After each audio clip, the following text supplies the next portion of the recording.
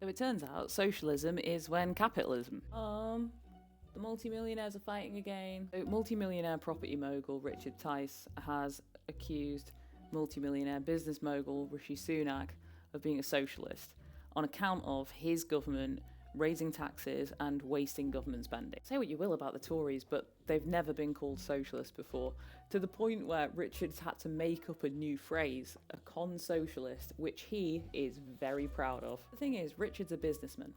So let's look at this from a business mindset. He's talking about high cost and low ROI. He said loads of times before that he thinks the UK would be a lot better off if places like the civil service and the NHS were run by successful businessmen like himself. Because he can't say it should be run like a business, because a whole load of the Tory leadership are businessmen. He has to say successful business, because that would be the only thing that would differentiate them. After all, Reform UK aren't a political party, they're a private company. They're on Companies House.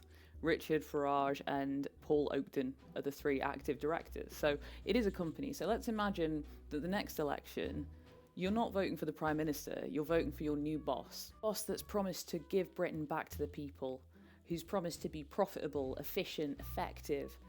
Let's see what he has to offer. Okay, so in the past 4 years, Reform have received more than £10 million in donations, but they currently have net liabilities of more than £1 million. So that's a good start. Run a watertight ship, like they did at Leave EU, when they failed to declare their election spending and got fined 70k.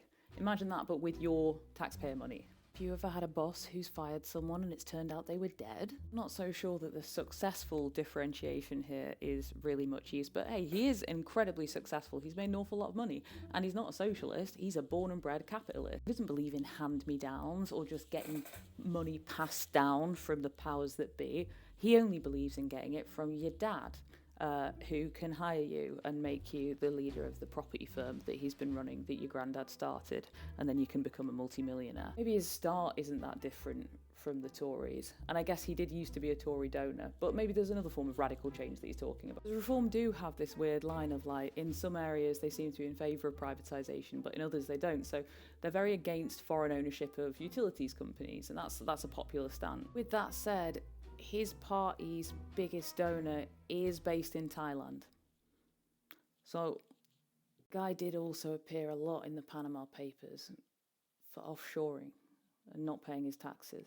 Do you think that's interesting, the way that Richard's worded that? Because he's very populist, like they're very keen on positioning themselves as being for working people and against the elites. So why hasn't he gone after Rishi's private contracts with his mates? Why has he just called it wasteful? Because it's not really wasteful, is it? Like, he's literally been giving money to his pals so that they've made more money. I wonder why Richard hasn't talked about that. I think it's because he's done the exact same thing, and it might just draw more attention to himself. Do you think his tax dodging, he can't really bring it up? I guess he can't, like, glass houses, stones, etc. I guess he can't really have a go at them for the whole sleaze thing either, because that wouldn't really be a good point of differentiation, that they've accepted donations from people who've had to close their companies for being sex offenders. It's the same guy who contributed like millions to the Leave campaign and then actually made loads of money off of Brexit. So I guess they can't go after people for bad intention. And I guess, yeah, they can't really start to go after the Tories for being sleazy. On the bright side, I know where their whole anti-net zero thing comes from now. Almost all of their donations have come from people who are against climate change or private fossil fuel companies. Things like that. It's all just scapegoating, isn't it, from my side? Because really what they want to do is bring back real direct democracy for the people where you have a say. This is why currently being a member of the Reform Party gives you absolutely no say in their policy.